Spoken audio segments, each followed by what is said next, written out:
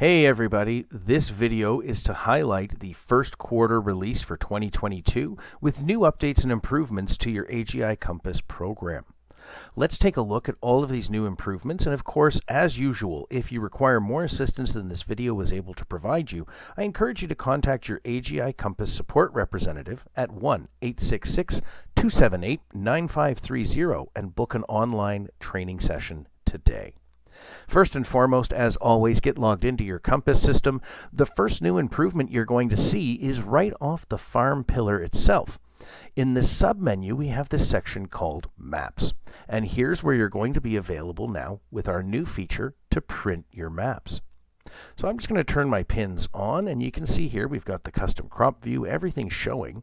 The new print feature is going to allow you to choose which fields you wish to include, so you can select one or two or more of your fields to add to the map. We can also go ahead and just add all of them. I'm just going to click and turn on all of my fields individually here so I can get them all on a single map that I can print then. If you're a grower, this could be very handy to be able to send to your trusted advisors. So let's take a look down below. I have the option here to click the options button, and honestly, that just takes me to the lower portion of the page where I can select the different options I want. Showing the legend shows my custom color legend and which fields are included under each color. Although I can turn that off and show the custom crop names, which then at this point allows me to bring in the Compass generated legend.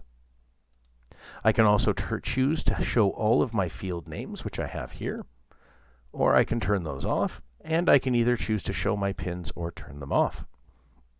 Once I've selected the parameters I wish, I can simply click Print, and now I get a quick overview or printout of my maps. If you want to send this to your trusted advisor, this can be a great way to show what you're planning on growing and where, and overall fields. If you're the trusted advisor, this could be a fantastic tool to send to your growers to show what crops they're planning on growing and where, and build that relationship between you and your grower, or grower and trusted advisor. If you need more help, give us a quick call. We'll walk you through how to do this. Let's take a look at some of the other features we've brand new built into Compass, and for this I'm going to go to the crop pillar. Now what we've done in here is we've created a couple of new features. So I'm going to go to my active plan, but first I'm going to preface with a forecast. So let's take a look at one of my wheat forecast plans here. And you can see we can put in our expected yield and our price per unit. Now what's changed in the new release is once we activate this plan, and we go to look at it, we will now see that we've got a section here called Production Acres and Yield Estimate. And this will pull over what I had forecasted originally and allow me as the season progresses to downgrade or upgrade my production acres as weather and other unforeseen things can happen. And of course, we know we plan to grow in our full field, but sometimes that doesn't always happen. As well, we can adjust our yield estimate as that season progresses, again, with unforeseen factors like weather, insect, weed, disease, pressure, or even if we face drought. And then you can run different reports based on that as well. Now that's the other update we've done to crop itself, is we've added more reporting, and we've changed the name of a few. So this may look very familiar to you, but we've added a couple of new reports. Farm production costs. Crop production cost has changed name and the features built in, and the former crop production cost report is now named the field production costs. We also have farm year by year. Let's take a look at these reports and how we run them and what they look like. As usual, you're going to pick your plan type, pick your plan year, and then select the plans you wish to include in your different reporting. The farm production costs allows me to run and see what overall combined multiple crop plans into one farm generated report. So here I can see between barley, canola, and wheat combined what my overall totals, ROE, ROI, and overall profit margin is. The other new report we've created is your field production costs, which is the former crop production costs. This one may seem familiar. Organizes by crop, then also by field to give you overall totals for each field, as well as total farm income across those multiple crop plans. This is the most detailed view of your ROI, ROE, and break even. Now we also have one other new report, and that is called our farm production costs. And what we're going to see there is we're going to see, crop production costs. Crop production cost itself has changed now, and instead of being the overall exploded view it used to be with the crop and per field, now what it's doing is condensing. So barley, all my fields added together, what is my ROI, my ROE, my break-even points, and overall profitability. You can see this across the multiple crops I've selected. So now you have different ways to show overall farm profit and your metrics, whether you want to see it from an overall high-level view of everything combined, whether you want to see it by crop, or whether you want to see it by crop and by field. Now the next new report we made is housed in this drop-down, not a comparative report, and it's called our Farm Year by Year. Let's take a look at what we can do with this. Now this allows me, if I'm an advisor, to pick from my list of farms or show all. Now in this case I'm going to do it from a single farm view. And now I can say I only want to see crop plans from 2017 to 2020. Data will only be pulled from our active or closed crop plans on this farm. Taking a look at what this report actually shows, here we can see each year, and what it's doing is combining all of my active or closed crop plans for those years to give me my yield totals, gross price, my expense totals, as well as my return over my investment, my return over my expenses, and overall income for the farm that year. So just another way to view all your financials, and think showing sustained profitability to your lenders or any institution you have to work with. This report can show multiple years of sustained profitability with a little bit more detail, like what were my fertilizer costs or expenses that year. Now we've also added some new export features. You've always been able to export all of your crop plan details, but now we've created two brand new exports, one called Farm Costs and one that's dedicated specifically to your yield info. Let's take a look at what those exports look like and how we get the data. So first, we're going to check the farm costs. Here, again, as an advisor, when I have a list of multiple farms, I can select which farm I want to deal with, or in this case, I am a single farm, it would automatically pick my farm. Now I can pick which plan modes I wish to include, and I can pick which years, and you'll see the menu list starts to populate out. I can even pick a specific crop season. And now here's all of my forecast, active, and closed crop plans across those years. Now I can go ahead and select which ones I would like to include on the Excel export. I can exclude any I don't wish to see. And once I've selected all of my options, I can click Excel. This is what that Excel export is going to look like. So here we can see main page, main tab is my farm production costs between forecast, active, and closed. And down below, the filters tell me exactly what I'm looking at. This is forecast active closed data from the crop years 2023 through 2016, growing seasons that are included, and even the individual crop IDs. These are the IDs associated with your crop plans. Here we can see the details of combined everything. As well, we have a tab dedicated just to crop production costs, and it tells me now whether that's what mode that's in, what the general crop type is, and whether it's closed, active, or forecast. Here we can see the total acreage, total yield per, actual yields, average sell price per unit, total gross price per acre, seed cost per acre, and more. Essentially, this is taking all that information we saw on the PDF report and putting it into an Excel file for you. Lastly, on this report, we have the field production costs, which then breaks it down to an individual field level for each of those crop plans, modes, and types.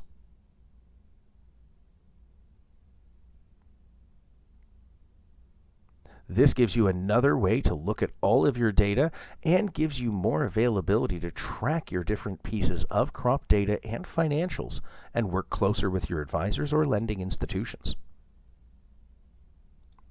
Let's take a look at that second export we created, yield info. Now here again, we're going to select certain items that we want to see. And again, as an advisor, you can pick all clients by leaving this blank or a single client to work with today. As an individual farm, your farm would automatically be selected in that box. Now we can select which plan modes we wish to include. And again, we're going to pick the years that we want to include, as well as any specific seasons we wish. Now this one doesn't give me the option to pick the individual crop plans. It's just going to export out all of this data now. Now I already have this exported. Let's take a look at this one. And now this is giving me my overall yield info. So the summary tab here tells me between the crop types what my actual yields are. Then we have one dedicated to the farm yield info, the crop variety yield info, the farm crop variety yield info, and the generation info tab just lets us know what we picked from. So the specific farm that's included, as well as the years, the growing seasons, and when we generated the report. So many new ways to view, manipulate, or export your data to use with your trusted advisors or anybody you work with on the farm. Let's keep moving through. We've got lots to cover in here. Let's go to the contracts pillar. And here we've added some new features as well as different reports you can export out. Let's take a look at some of those now. So the first thing I'm going to do is I want to go to my review tab. And this is where our brand new export called the transaction report is housed.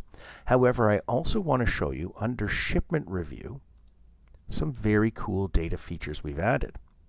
Once I go to Shipment Review, the page looks identical to what you may have seen before, but now by clicking the plus icon, I get more information. So this shipment that I did to this contract, now I can see exactly where I pulled all of my Bentley barley from, which bins they came from, and how much from each location. Lots of extra information to help you build your traceability or provide that traceability to anybody you have to work with for the farm. Now let's take a look at that report that we can export out from here, and we're going to go to Transaction Report, and essentially we can pick out the metrics we want to see. Do we want to look at a specific crop and variety, a specific bin location or storage location, something from a specific yard we have on the farm, or even between a specific date range? Once I've picked my parameters, or if I leave them all blank, I'm going to be able to export out all of my results. If I click on an item here in the page, it's going to take me directly to it, but let's export this out and take a look at what we get.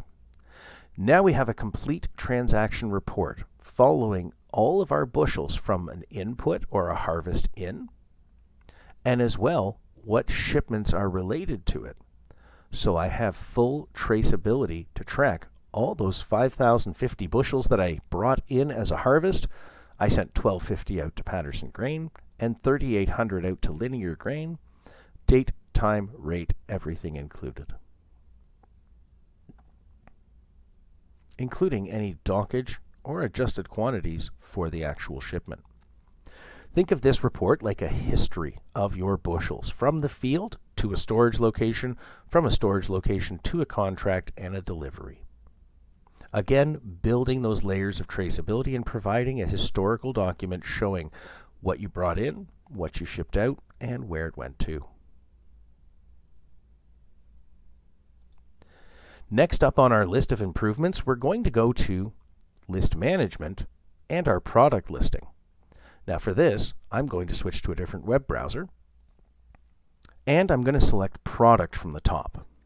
This is where you would come and add all your seed varieties, your chemicals, your fertilizers, and what we've done is made it even easier to add your products and measurements. This page looks very similar to the one you may be used to, but let's take a look and add some details in. So we're going to give it a code. We're going to give it a description here. We're going to pick our category to put that under. And for this, I'm going to pick seed. And now in our details, you'll notice we still have fertilizer, asking for what type of fertilizer is it, its density, and more. We still have manure available, and we still have product available, but certain details have changed. We'll cover that in a second. But brand new is seed. So for those of you who buy seed in a guaranteed seed count and want to be able to plant in number of seeds per acre or quantity of seeds per acre, now you have the availability to create that in Compass. You can create your seed container, whether that's bag, bulk, tote, bushel, and then to create that individual seed weight so you can plant it, because Compass does do everything based off volume or weight.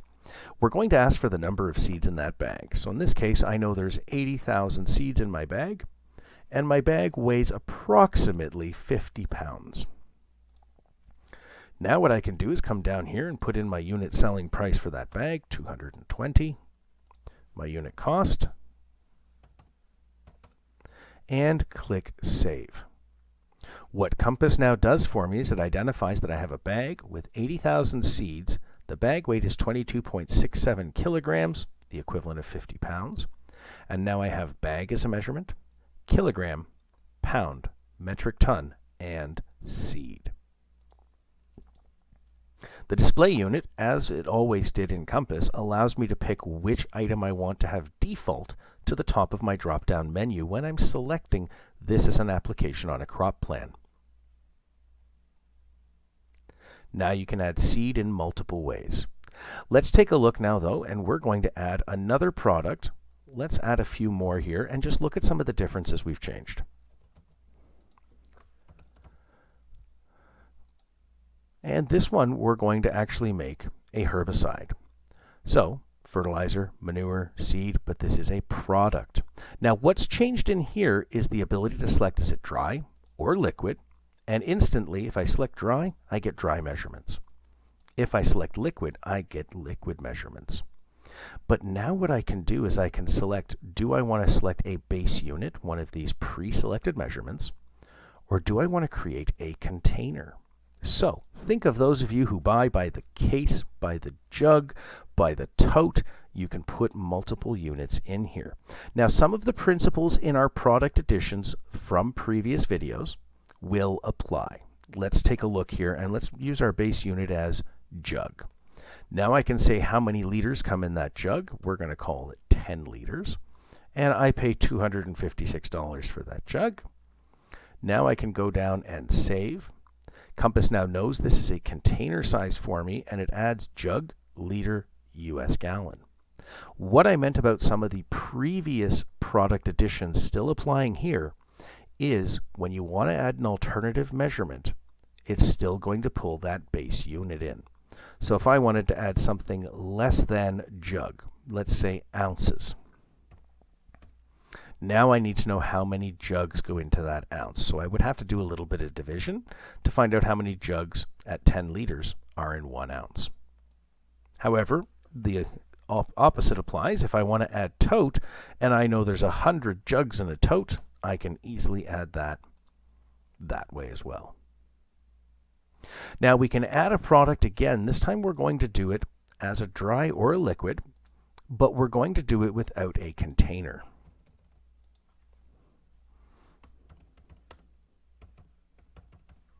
Let's go ahead and select our category for that to go into. And we're going to select product again, but not select container. And this is a liquid product. I'm going to make my base unit liter. And then from there, I'm going to say its selling price is $10 a liter. Save. And Compass, once again, will add liter and US gal as base units of measure. However, now when I want to add a larger size than liter, say jug, and there's 10 liters in a jug, I can just identify that right here. Those are the new additions to building your products in Compass. Fertilizer and manure will remain the same, but however, I will go over those very quickly right now, just for extra help for you. Just punching in my code in my description, and let's pick crop nutrients dry and fertilizer.